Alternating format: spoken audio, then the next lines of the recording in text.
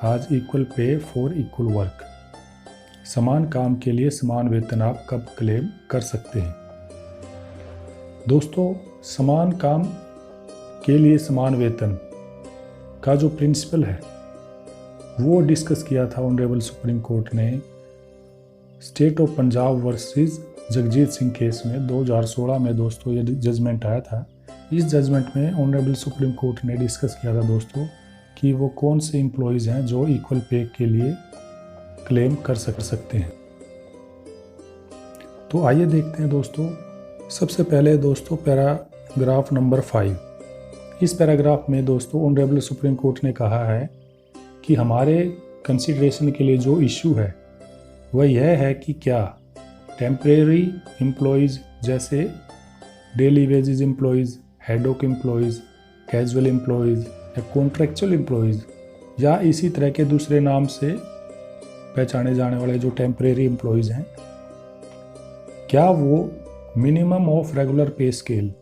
Along with dearness allowance के हकदार हैं। आगे ऑनरेबल सुप्रीम कोर्ट कहती है दोस्तों कि Punjab and Haryana high court ने Avtar Singh versus state of Punjab case में फुल बेंच ने जजमेंट पास किया था 11 नवंबर 2011 को, जिसके बारे में ऑनरेबल सुप्रीम कोर्ट डिस्कस करते हुए कहते हैं कि हाई कोर्ट की फुल बेंच ने यह निर्णय दिया था कि टेम्परेरी एम्प्लॉयज़ केवल इस ग्राउंड पर मिनिमम पे स्केल क्लेम नहीं कर सकते कि वे सेम ड्यूटीज़ परफॉर्म करते हैं जो कि रेगुलर एम्प्लॉयज़ द्वारा परफॉर्म की जाती है। लेकिन हाई कोर्ट ने 2 एक्सेप्शंस यानी कि अपवाद दिए हैं जिनमें कि टेम्परेरी एम्प्लॉयज़ को मिनिमम पे स्केल दिया जा सकता है। वो क्या है दोस्तों? उसमें जो पहला है दोस्तों वो ये है कि यदि डेली वेजर, हेडॉक और कॉन्ट्रैक्चुअल एम्प्लॉई की अपॉइंटमेंट अगेंस्ट सैंक्शन पोस्ट हुई हो और सिलेक्शन प्रोसेस फेयर था जिसमें सभी एलिजिबल कैंडिडेट्स को मौका दिया गया था, तो ऐसे employees minimum of regular pay scale from the date of appointment के हकदार होंगे। आगे दोस्तों honourable Punjab and Haryana high court ने अवतार सिंह केस में कहा था, लेकिन यदि टेम्परेरी एम्प्लॉयज़ की अपॉइंटमेंट रेगुलर सैंक्शन पोस्ट के अगेंस्ट ना हुई हो और उनकी सर्विस 10 या 10 से ज़्यादा वर्षों तक ली जा रही हो तो वो भी minimum regular pay scale without allowances के हकदार होंगे। दोस्तों, अब हम बात करेंगे पैरा नंबर 6 का। पैरा नंबर 6 में ऑनरेबल सुप्रीम कोर्ट ने कहा दोस्तों कि equal pay for equal work का जो प्रिंसिपल है उसको 2 स्टेजेस में एग्जामिन किया जाएगा। पहले हम उन सिचुएशंस को एग्जामिन करेंगे जिसमें equal pay for equal work का प्रिंसिपल रेगुलर एम्प्लॉयज़ पर लागू होता है, और उसके बाद इसी प्रिंसिपल को टेम्परेरी एम्प्लॉयज़ पर एग्जामिन करेंगे। इसके बाद जो रेलेवेंट पैराग्राफ है दोस्तों वो है पैरा नंबर 42। इस पैराग्राफ में ऑनरेबल सुप्रीम कोर्ट ने उन केसेस को कंसिडर किया है जिनमें regular employees equal pay for equal work की मांग करते हैं, और उन केसेस के आधार पर कुछ पैरामीटर्स सेट किए गए हैं जो कि equal pay for equal work की डिमांड करने वाले एम्प्लॉयज़ को पूरा करना ज़रूरी है। जैसे कि पैरा नंबर 42 का जो फर्स्ट पार्ट है दोस्तों, उसमें ऑनरेबल सुप्रीम कोर्ट ने कहा है कि जो employee equal pay for equal work के लिए क्लेम या डिमांड करेगा उसे ही कोर्ट में ये प्रूव करना पड़ेगा कि जिस पोस्ट पर वह काम करता है वह रेफरेंस पोस्ट के काम की कीमत के बराबर है, यानी कि equal work of equal value. इससे आगे दोस्तों ऑनरेबल सुप्रीम कोर्ट ने कहा है कि इस बात से फ़र्क नहीं पड़ता कि क्लेम करने वाला एम्प्लॉई किसी दूसरे डिपार्टमेंट से बिलोंग करता है और रेफरेंस पोस्ट दूसरे डिपार्टमेंट में है, अगर ड्यूटीज़ सेम है तो वह इक्वल पे का हकदार है। इससे आगे ऑनरेबल सुप्रीम कोर्ट ने कहा दोस्तों कि equal pay for equal work का नियम उन केसेस में अप्लाई होता है जिसमें पे स्केल अनइक्वल हो और इसके लिए कोई क्लासिफिकेशन ना हो या इरेशनल क्लासिफिकेशन हो, लेकिन इक्वल पे लेने के लिए यह प्रूव करना ज़रूरी है कि काम सेम क्वालिटी और सेम सेंसिटिविटी का है। इसके आगे दोस्तों पैरा 42 का जो फोर्थ पार्ट है उसमें ऑनरेबल सुप्रीम कोर्ट ने कहा है कि हो सकता है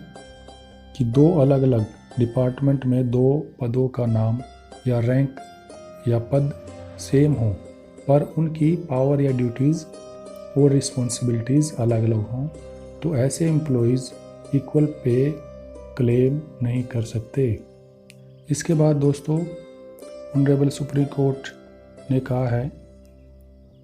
कि इक्वल फंक्शंस एंड रिस्पॉन्सिबिलिटीज़ को डिटरमाइन करने के लिए यह बात ध्यान में रखना ज़रूरी है कि दोनों पदों पर काम की क्वालिटी और सेंसिटिविटी सेम हो। उसके बाद ऑनरेबल सुप्रीम कोर्ट ने कहा दोस्तों कि रेगुलर पे स्केल क्लेम करने के लिए जो क्लेमेंट है, जो क्लेम करने वाला है, उसकी अपॉइंटमेंट रेगुलर बेसिस पर हुई होनी चाहिए। टेम्परेरी बेसिस पर appointed employee regular pay scale claim नहीं कर सकता। इसके बाद ऑनरेबल सुप्रीम कोर्ट ने कहा दोस्तों कि सेम और सिमिलर काम, ड्यूटी और रिस्पॉन्सिबिलिटी करने वाले एम्प्लॉयज़ की भी डिफरेंट पे स्केल दिया जा सकता है, जैसे कि सिलेक्शन ग्रेड, लेकिन यह डिफरेंस किसी लीगल फाउंडेशन पर आधारित होना चाहिए, जैसे कि मेरिट और सीनियरिटी पे या कोई दूसरे रेलेवेंट क्राइटेरिया पे। इसी पैराग्राफ के पार्ट 8 में ऑनरेबल सुप्रीम कोर्ट ने कहा दोस्तों कि अगर दो पोस्ट की रिक्रूटमेंट के लिए क्वालिफिकेशंस अलग अलग हैं, तो यह कहना गलत होगा कि उनका काम और जिम्मेदारियां एक समान हैं। ऐसे में इक्वल पे क्लेम नहीं की जा सकती। यानी कि दोस्तों अगर दो पोस्ट की अगर क्वालिफिकेशन अलग हैं और आपको ऊपर से ऐसा लगता है कि काम सेम किया जा रहा है, तो भी आप मिनिमम पे स्केल क्लेम नहीं कर सकते। इसके बाद 9th पार्ट में ऑनरेबल सुप्रीम कोर्ट ने कहा है कि अगर सब्जेक्ट पोस्ट और रेफरेंस पोस्ट की प्रमोशन का चैनल अलग अलग हो और चाहे उनकी ड्यूटीज और रिस्पॉन्सिबिलिटी सेम हो, तो भी इक्वल पे का नियम लागू नहीं होगा। इसके पार्ट 10 में ऑनरेबल सुप्रीम कोर्ट ने कहा दोस्तों कि equal pay for equal work का नियम ऐसी जगह लागू नहीं होगा जहां मैनेजमेंट अलग अलग हों या मैनेजमेंट सेम है पर वर्किंग प्लेस ज्योग्राफी के हिसाब से अलग अलग जगह पर हैं और एम्प्लॉयज़ डिफरेंटली इंगेज किए गए हैं और उनकी पे भी डिफरेंट फंड्स से दी जाती है, तो भी वे इक्वल पे क्लेम नहीं कर सकते। इसके बाद अगर 11th पार्ट की बात करें दोस्तों, इस पैराग्राफ में ऑनरेबल सुप्रीम कोर्ट ने कहा दोस्तों कि डिफरेंट पे स्केल अलाउड हैं यदि दो पोस्ट को क्लब करके एक कैडर बनाया गया है और उनकी वर्क और रिस्पॉन्सिबिलिटी अलग अलग हों। इसके बाद पार्ट 12 में ऑनरेबल सुप्रीम कोर्ट ने कहा दोस्तों कि गवर्नमेंट की पॉलिसीज़ के हिसाब से अगर अलग अलग पोस्ट को अलग अलग प्रायोरिटी यानी प्राथमिकता दी गई है, तो भी पे स्केल अलग अलग हो सकता है। पार्ट 13 में ऑनरेबल सुप्रीम कोर्ट ने कहा दोस्तों कि पे पैरिटी इस ग्राउंड पर भी क्लेम नहीं की जा सकती कि कभी किसी समय पर दोनों पोस्ट का पे स्केल सेम था, तो अब भी उस दोनों पोस्टों का पे स्केल सेम होना चाहिए। पे पैरिटी के लिए सबसे ज़रूरी है कि यह प्रूव किया जाए कि ड्यूटीज़ और रिस्पॉन्सिबिलिटीज़ सेम हैं। इसके बाद 14th पार्ट में ऑनरेबल सुप्रीम कोर्ट ने कहा दोस्तों कि पे पैरिटी क्लेम करने के लिए सबसे ज़रूरी है कि ड्यूटीज़ और रिस्पॉन्सिबिलिटीज़ सेम क्वालिटी की हों, जैसे टीचिंग और नॉन टीचिंग स्टाफ की सैलरी सेम नहीं हो सकती। इसके बाद पार्ट नंबर 15 में ऑनरेबल सुप्रीम कोर्ट ने कहा दोस्तों कि अगर सेम नाम की पोस्ट हैं तो भी पे स्केल डिफरेंट हो सकता है, जैसे हेड क्वार्टर में और सब ऑफिस में पोस्ट में पे स्केल डिफरेंट हो सकता है। इसके बाद 16 पार्ट में ऑनरेबल सुप्रीम कोर्ट ने कहा कि equal pay for equal work का नियम ऐसी जगह लागू नहीं होगा जहां पर यद्यपि ड्यूटीज़ और पद का नाम सेम है पर किसी एक एम्प्लॉय को प्रमोशन ना मिलने की वजह से उस स्टेगनेशन को दूर करने के लिए हायर पे स्केल दिया गया है। यानी कि दोस्तों हो सकता है कि किसी को ACP मिली हो 10 साल के बाद या 8 साल के बाद, तो वो एम्प्लॉय जिसको कि अभी 8 साल नहीं हुए हैं काम करते हुए, तो उसका तो नेचुरल है कि पे कम होगा क्योंकि उसको ACP नहीं मिली है।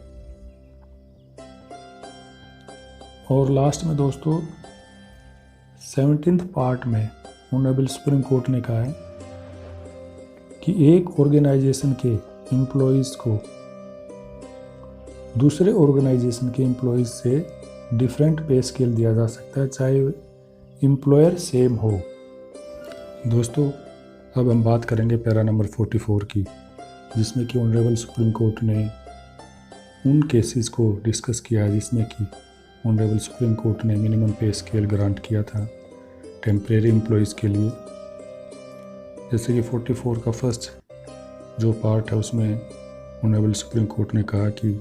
धीरेन्द्रा चमोली केस में इस ऑनरेबल कोर्ट ने टेम्परेरी एम्प्लॉयज़ को इक्वल पे के एंटाइटल समझा था और उनकी प्रेयर को मान लिया था। और ऑनरेबल सुप्रीम कोर्ट ने ये कहा था कि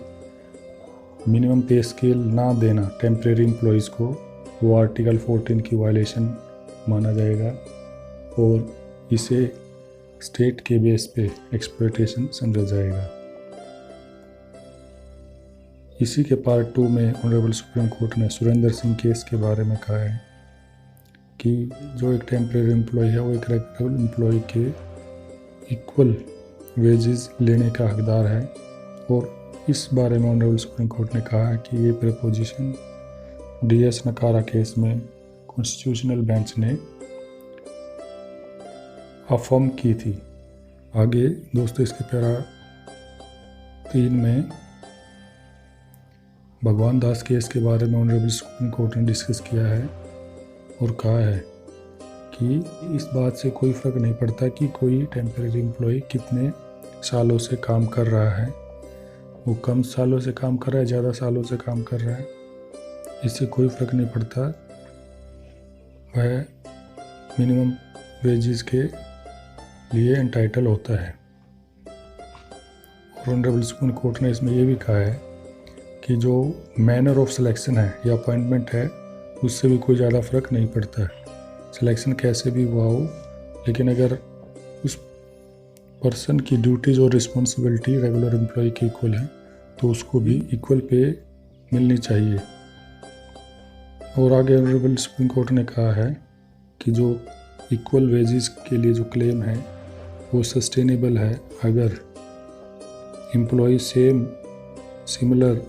वर्क और ड्यूटीज़ और रिस्पॉन्सिबिलिटी परफॉर्म करता है एज टू रेगुलर एम्प्लॉयज़ और उसकी जो क्वालिफिकेशन है वो भी पोस्ट के हिसाब से फुलफ़िल करता है, तो वह तो उसका क्लेम सस्टेनेबल है, वो क्लेम कर सकता है। ऑनरेबल सुप्रीम कोर्ट ने गवर्नमेंट की इस आर्गूमेंट को रिजेक्ट कर दिया था कि temporary employees minimum pay scale के हकदार नहीं है क्योंकि कंसर्न्ड एम्प्लॉयज़ थे, उनको एक टेम्परेरी स्कीम में एंगेज किया गया था और वो post year two year basis पे सैंक्शन की गई थी, यानी कि कोई सैंक्शन पोस्ट के अगेंस्ट उनका सिलेक्शन नहीं हुआ था। तो इस आर्गूमेंट को भी ऑनरेबल सुप्रीम कोर्ट ने रिजेक्ट कर दिया था। इसके बाद सब पैरा 4 में ऑनरेबल सुप्रीम कोर्ट ने daily rated casual labour employed under PNT department through भारतीय डाक तार मजदूर मंच केस के बारे में बात करते हुए कहा है कि इस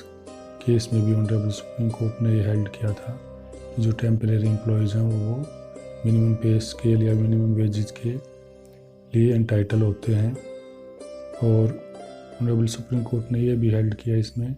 कि अगर कोई एम्प्लॉयज़ को अनस्किल्ड, सेमी स्किल्ड और स्किल्ड कैटेगरी में डिवाइड करता है और काम उनसे सेम लेता है तो यह भी इलीगल है और यह कोई तर्क संगत नहीं है। इसको एम्प्लॉयज़ का एक्सप्लॉयटेशन माना जाएगा और यह आर्टिकल 14 और 16 के भी वायलेशन में है। आगे सब पैरा 5 में ऑनरेबल सुप्रीम कोर्ट ने state of Punjab versus Devendra Singh case के बारे में बात की है। इसमें भी ऑनरेबल सुप्रीम कोर्ट ने ये हेल्ड किया था कि जो टेम्परेरी एम्प्लॉयज़ हैं वो अगर सेम काम कर रहे हैं तो वो भी मिनिमम पे स्केल के लेने के हकदार हैं। इसके बाद सब पैरा 6 में ऑनरेबल सुप्रीम कोर्ट ने उमादेवी केस को डिस्कस किया है, जिसमें कि कॉन्स्टिट्यूशनल बेंच ने ये हेल्ड किया था कि टेम्परेरी एम्प्लॉयज़ भी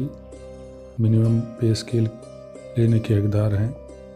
इसके बाद सब पैरा 7 में ऑनरेबल सुप्रीम कोर्ट ने state of Haryana versus Charanjit Singh case के बारे में डिस्कस किया, जिसमें कि कहा है कि 3 जज बेंच ने ये हेल्ड किया था कि यदि टेम्परेरी एम्प्लॉयज़ सेम ड्यूटी और रिस्पॉन्सिबिलिटी परफॉर्म करते हैं तो वो भी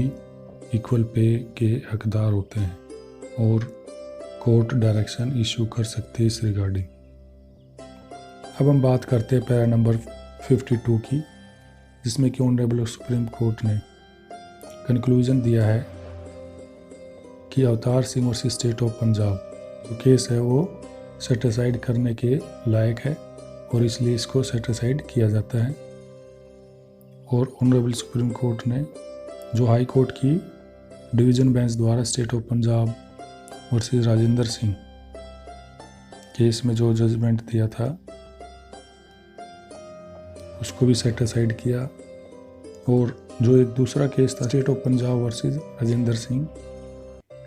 LP 1024 ऑफ 2009 उसको मॉडिफाई किया टू द एक्सटेंट दैट जो टेम्परेरी एम्प्लॉयज़ हैं minimum of the pay scale के लिए एंटाइटल हैं, लेकिन किसी भी अलाउंसेस के हकदार नहीं हैं। उनको केवल मिनिमम पे स्केल ही दिया जा सकता है। तो दोस्तों कंक्लूजन यही है कि अगर कोई टेम्परेरी एम्प्लॉय की क्वालिफ़िकेशन